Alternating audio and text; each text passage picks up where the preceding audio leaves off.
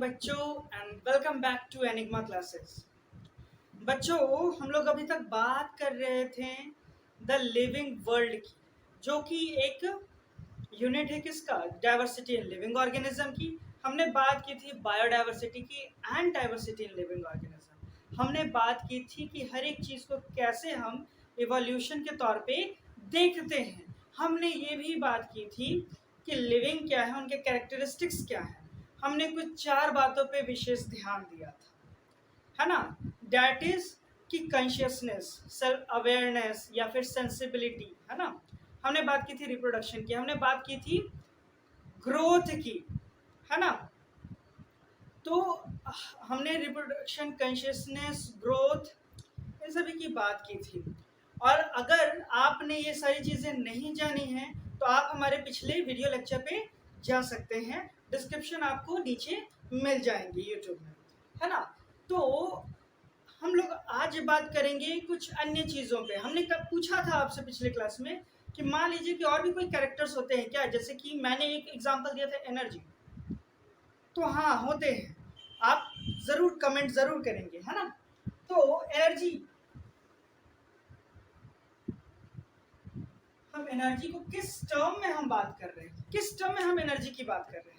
हम यहाँ एनर्जी की बात कर रहे हैं कि हर एक लिविंग ऑर्गेनिज्म को, तो मित्रों, हर एक लिविंग ऑर्गेनिज्म को क्या चाहिए होती है, ऊर्जा चाहिए होती है ना। एनर्जी चाहिए होती है। वो एनर्जी कैसे मिल सकती है? कुछ लोग को तो खाने से मिल जाती है, पर क्या कोई और भी तरीका है क्या एनर्जी का? कमेंट में जरूर डालिएगा, है ना। तो एनर्जी की जरूरत क्या पड़ती है कि हमें अपनी एंटिटी बनाने के लिए, है ना, अपनी एंटिटी बनाए रखने के लिए, हमें अपनी एंटिटी बनाए रखने के लिए लगातार एनर्जी का क्या चाहिए, जरूरी चाहिए, क्योंकि हम उसको कंजम्पशन करते हैं, उसको यूटिलाइज करते हैं फॉर द वेरियस एक्टिविटी। और साथ ही में, है ना, नीड फॉर वेरियस एक्टिविटी, साथ ही साथ एंट्रोपी के to escape from entropy of thermodynamics, यानी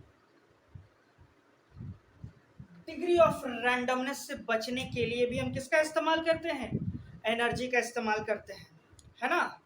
अब ये चीजें आप क्या है ना, थर्मोडायनेमिक्स, एंट्रोपी, आगे बढ़ेंगे, जानेंगे। अभी फिलहाल ध्यान रखिएगा कि दुनिया में जितनी भी चीजें होती हैं वो खुद को बिखेरना चाहती हैं ताकि वो बैलेंस हो जाए। एग्जाम्पल के तौर पे आप देखिए, गैसियस पार्टिकल में अगर कोई कॉन्सेंट्रेटेड जगह पे गैसियस पार्टिकल है ना, मान लीजिए मम्मी छौका लगाती है ना, तो होता क्या है कि वो चीजें आपके नाक में आती है अगर आप दूर भी रहे तो। क्यों होता है ऐसा? रैंडमनेस बढ़ाने के लिए, डिग्री ऑफ रैंडमनेस बढ़ाने के लिए। डिफ्यूजन तो अलग चीज है, लेकिन उसका जो बेसिकल लॉ है दैट इज एंट्रोपी, ताकि उसका रैंडमनेस बढ़ेगा। वो गैस पार्टिकल जितना ज्यादा हो सकता है उतना क्या करेगा, बिखेरेगा खुद को, ताकि वो इक्विलिब्रियम में मेंटेन हो जाए, है ना। तो एंट्रोपी या डिग्री ऑफ रैंडमनेस एक नेचुरल लॉ है, जहां पर हर एक चीज लगातार निरंतर क्या होती है, दूर जाती रहती है। मतलब उनमें रैंडमनेस होता है, अलग अलग बिखेरती है। इस तरह से समझेंगे कि मान लीजिए आपके एक रूम है, तो उस रूम में आप कितना भी कोशिश कीजिए सामान को सजा के रखने का, वो रैंडम हो ही जाएगा, वो बिखरेगा, है ना। फिर आपको सजाना पड़ेगा, फिर बिखरेगा। तो उसी प्रकार से डिग्री ऑफ रैंडमनेस से बचने के लिए हमें किसकी जरूरत पड़ती है, एनर्जी की। इसके अलावा और क्या होता है जो सभी लिविंग ऑर्गेनिज्म में देखने को मिलती है, ध्यान देंगे, वेरिएशन। विकास के लिए बहुत जरूरी है। मैं विकास किसी व्यक्ति के बारे में नहीं बोल रहा हूँ, मैं विकास कह रहा हूँ इन टर्म्स ऑफ ग्रोथ के बारे में, डेवलपमेंट के बारे में, है ना। तो विकास के लिए, वो विकास नहीं, वेरिएशंस, है ना। तो वेरिएशंस का मतलब होता है कि चीजों में बदलाव आना according to the change in the environment. Change in, change in किस चीज में हो सकता है? Form, function and behaviour. कोई आपसे बहुत प्रेम करता है तो आप उसके हमेशा वफादार बने रहोगे। कोई आपको धोखा देता है, आप उससे नफरत करना शुरू कर दोगे। तो ये नफरत, प्रेम करना, चलिए अगर आप बहुत एक कराटे किड है ना, तो आपकी बॉडी अपने आप स्ट्रांग हो जाएगी, क्योंकि आप अपने अंगों से लगातार कुछ चीज़ों पे क्या करते हैं, लगातार प्रहार करते रहते हैं, है ना, लगातार हिट करते रहते हैं। तो क्या होती है, हड्डियां क्या होती है, हड्डियां वहां की थोड़ी थोड़ी टूट जाती है, उसके जगह पे फिर नई हड्डियां आती है जो और मजबूत होती है ना। तो वहां पर किस तरह के चेंजेस है? फॉर्म में चेंजेस है, बिहेवियरल चेंजेस बता दिया, फंक्शन में भी चेंज हो सकता है। अभी बदलते एनवायरनमेंट के साथ इतना एयर पॉल्यूशन है, हमारा लंग्स भी क्या कर रहा है, वेरिएशन शो कर रहा है ना। उसके हिसाब से क्या हो रहा है, बदल रहा है, ताकि वो इस एनवायरनमेंट में क्या कर सके, सरवाइव कर सके। लेकिन बच्चों ध्यान रखिएगा कि it is non heritable, not heritable, है ना। ये हेरिटेबल नहीं होता है, मतलब माता पिता से बच्चों में नहीं जाएगा, बच्चों से फिर उनके बच्चों में नहीं जाएगा, है ना। ये चीजें सीखी जाती है जब कोई भी चीज इंसान या कोई भी जीव कहाँ एनवायरनमेंट में या नेचर में आता है, तो वो उसके लाइफ टाइम के बीच का प्रोसेस है, ना कि वो एक हेरिटेबल चेंजेस है। दिस इज कॉल्ड वेरिएशन, यानी कि भिन्नता, है ना। भिन्नता किसमें हो सकती है, फॉर्म में हो सकती है, फंक्शन में हो सकती है और बिहेवियरल में हो सकती है। सिंपल बात हम करेंगे। फिर हम एक और भी चीज है जो देखने को मिलती है, पांचवा कैरेक्टर, छठा कैरेक्टर, सातवां character, that is adaptation. Adaptation किसको कहते हैं? अडैप्टेशन सेम चीज है। अडैप्टेशन कहते हैं कि change in the form, function and behaviour, है ना। Change in form, function and behaviour, है ना, विच इज इनहेरिटेबल, जो कि कैसा हो, इनहेरिटेबल हो, यानी कि अनुवांशिक हो, जनरेशन टू जनरेशन आगे बढ़ता जाए, है ना। And suits for the life in the surrounding environment.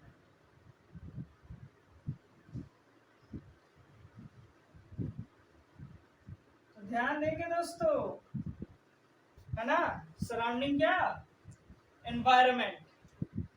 तो इसको हम लोग क्या कहते हैं, अडैप्टेशन कहते हैं। वेरिएशन में जो भी चीजें होंगी वो क्या होगी, इनहेरिटेबल नहीं होंगी, लेकिन अडैप्टेशन में होंगी। और यहाँ पर ध्यान रखना है किस चीज में, फॉर्म, फंक्शन और बिहेवियर में। इसमें फॉर्म, फंक्शन और बिहेवियर, है ना। अब जैसे कि इनहेरिटेबल चेंजेस क्या हुए, है ना, जैसे हमारे आंखों से झिल्लियों का हट जाना, है ना, हमारे अपेंडिक्स का वर्क ना करना, ठीक है। तो ये क्या है, इनहेरिटेबल चेंजेस, है ना। पहले ये वर्क करते थे, लेकिन जैसे जैसे एनवायरनमेंट चेंज हुआ, हम इसके हिसाब से अडेप्ट हो गए, अब हमें इसकी जरूरत ना के बराबर, है ना। तो इस प्रकार से इनहेरिटेबल चेंजेस होना, जिराफ का गर्दन लंबा होना, है ना। इस प्रकार से और भी बहुत सारे एग्जाम्पल है। आप कोई एग्जाम्पल जानते हैं तो नीचे कमेंट जरूर करें, है ना। इसके अलावा और कौन से कैरेक्टर्स हैं जो देखने को मिलते हैं, है ना। एक और चीज देखने को मिलता है, that is repair and healing की कैपेसिटी। कोई भी लिविंग ऑर्गेनिज्म जो है ना, रिपेयर कर सकता है खुद को, और क्या कर सकता है, हील कर सकता है ना। खुद को क्या कर सकता है, अगर कहीं भी इंजरी आ गई है, कहीं चोट लग गया, तो वो खुद को क्या करेगा, ठीक कर लेगा। बीमार पड़ गया है, अंदर में मान लो वायरस बैक्टीरिया का अटैक हो गया, वो बॉडी खुद ब खुद ठीक कर लेगा, है ना। अब आपकी इम्यून सिस्टम कमजोर है तो वो अलग बात है, लेकिन अगर कुछ ना भी हो और वो ठीक होने लायक हो तो धीरे धीरे ही सही बॉडी उसको ठीक कर लेगा। जैसे कि एग्जाम्पल के तौर पे आपको जब कोल्ड एंड फ्लू लगता है ना, जब आपको सर्दी लगती है तो सर्दी क्या होती है, वायरल है ना। लेकिन वायरस का आज तक कोई दवा नहीं बन पाया, आज तक कोई दवा नहीं बन पाया। आप जो दवा लेते हो in the form of tablet वो एंटीबायोटिक होती है ना कि एंटीवायरल होती है, ताकि फर्दर इन्फेक्शन से रोका जा सके, है ना। लेकिन आपका शरीर उस बीमारी से लड़ता क्या है, खुद है ना। तो रिपेयर एंड हीलिंग की कैपेसिटी किसमें देखने को मिलती है, लिविंग ऑर्गेनिज्म में देखने को मिलती है, चाहे वो छोटा से छोटा लिविंग ऑर्गेनिज्म हो, बड़ा से बड़ा लिविंग ऑर्गेनिज्म हो। नेक्स्ट बात करते हैं हम कि डिस्पोजेबल ऑफ क्या, वेस्ट, है ना, डिस्पोजेबल ऑफ वेस्ट। हम जो भी खाते पीते हैं, अगर खाते पीते नहीं भी हैं तो भी जो हम मेटाबॉलिक फंक्शन करते हैं उसमें कुछ नाइट्रोजिनस सब्सटेंसेस बनते हैं, है ना। वो नाइट्रोजिनस सब्सटेंसेस लिविंग ऑर्गेनिज्म के लिए काफी हार्मफुल होते हैं, उसको बाहर निकलना जरूरी है। तो वो जरूरी है तो वो किस फॉर्म में निकलते हैं, अनेकों तरीके से अलग अलग जीवों में निकलते हैं, है ना। तो रिमूवल ऑफ वेस्ट, है ना, बेकार चीजों का बाहर निकलना एक लिविंग ऑर्गेनिज्म के बॉडी से, ये भी तो एक कैरेक्टरिस्टिक्स है ऑर्गेनिज्म का, है ना। 10वां बात करते हैं, और कौन सा कैरेक्टर होता है जो लिविंग ऑर्गेनिज्म में देखने को मिलता है। हाँ, अभी तो कर रहे थे हम, एक बहुत बड़ा कैरेक्टर घूम रहे थे, हिल रहे थे, डुल रहे थे। तो बच्चों ध्यान देंगे, हिलना डुलना, है ना, एक ही जगह पे हम अगर हिल डुल रहे हैं दैट इज कॉल्ड मूवमेंट, और हम यहाँ से इधर आ गए या इधर से इधर आ गए, जब एक प्लेस से दूसरे प्लेस में आ गए तो उसको क्या कहते हैं, लोकोमोशन। जब एक जगह से दूसरे जगह पे यानी कि जगह का परिवर्तन हो जाए तो उसको हम क्या करते हैं, लोकोमोशन। और जब एक ही जगह पे हैं हम और हिल डुल रहे हैं दैट इज कॉल्ड मूवमेंट, है ना। तो मूवमेंट एंड लोकोमोशन।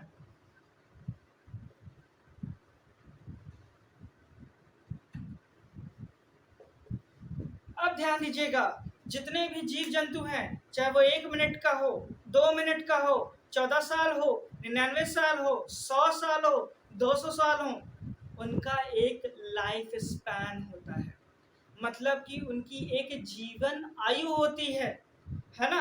हर एक की एक जीवन आयु होती है, वो कितनी होती है, आप जरा बताइए कि कौन कौन जीव जो आपके आसपास में है और उनकी कितनी जीवन आयु होती है। तो इंसानों का जैसे माना जाता है 100, इंडिया में तो हो गया कि भाई 60 वर्ष, बहुत पहले था एवरेज आयु, अब तो 55 हो गया, है ना।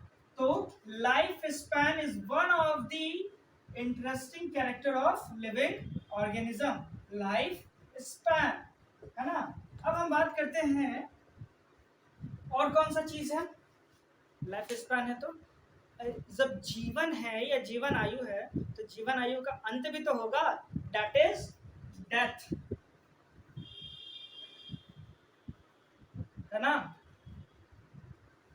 तो दोस्तों, मित्रों और बच्चों, आपने देखा डेथ यानी कि जब सारी मेटाबॉलिक प्रोसेस रुक जाए, सारी शरीर की रासायनिक क्रियाएं क्या हो जाए, बंद पड़ जाए, है ना, मूवमेंट होना बंद हो जाए, है ना, कॉन्शियसनेस होना बंद हो जाए, यानी हर एक चीज जब टोटली कंप्लीटली क्या हो जाए, vanish, disappear, that is the death.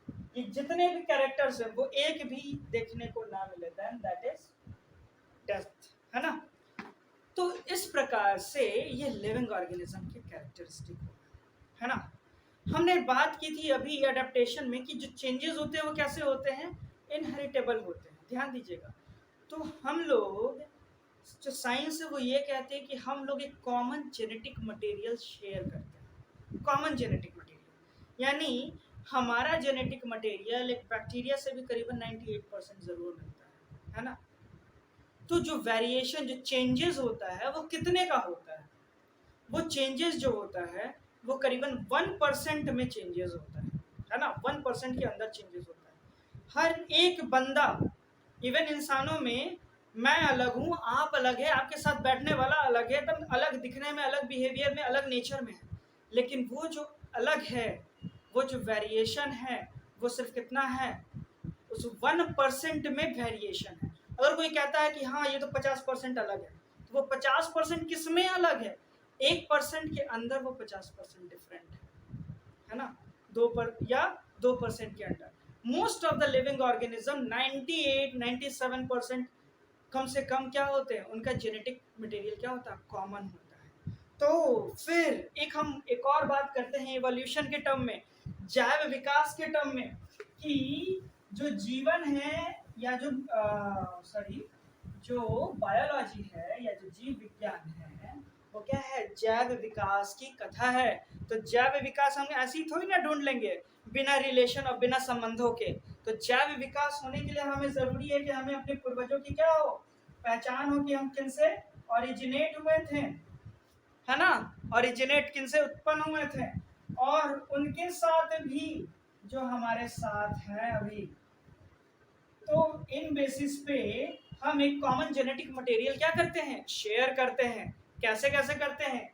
एक तो करते हैं वर्टिकली, हम इंसान के ही बच्चे हैं ना, और एक करते हैं कैसा? हॉरिजॉन्टली, यानी कि ऊर्ध्वाधर और क्षैतिज। हॉरिजॉन्टली में क्या आएगा?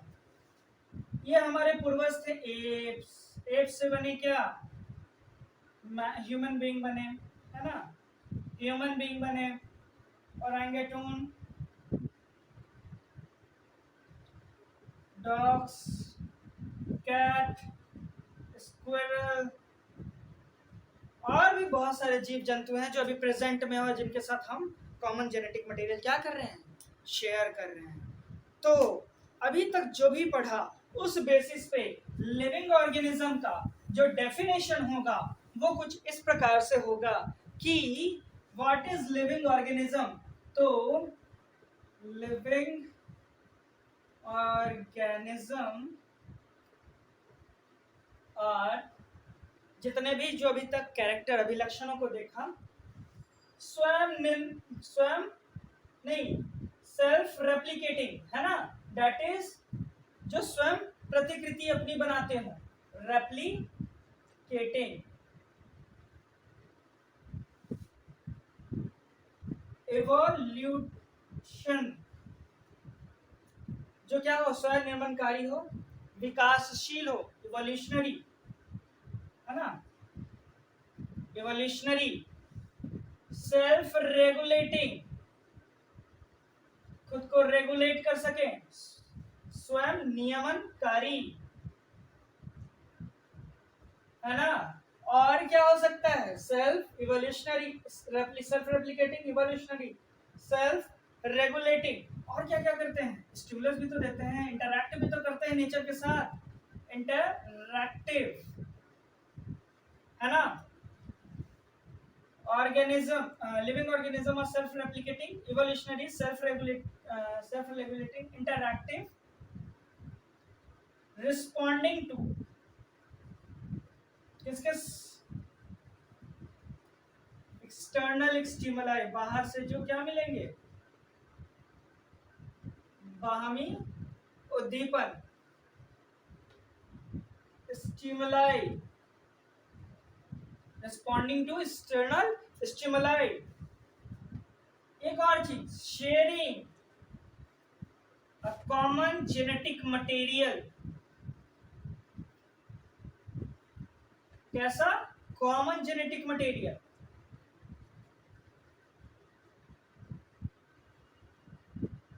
कैसे कैसे?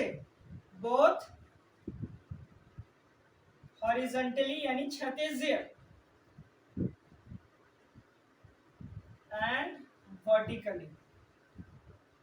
तो ध्यान देंगे बच्चों कि living organism are self replicating, evolutionary, self regulating, interactive, responding to external stimuli, sharing a common genetic material both horizontally and vertically.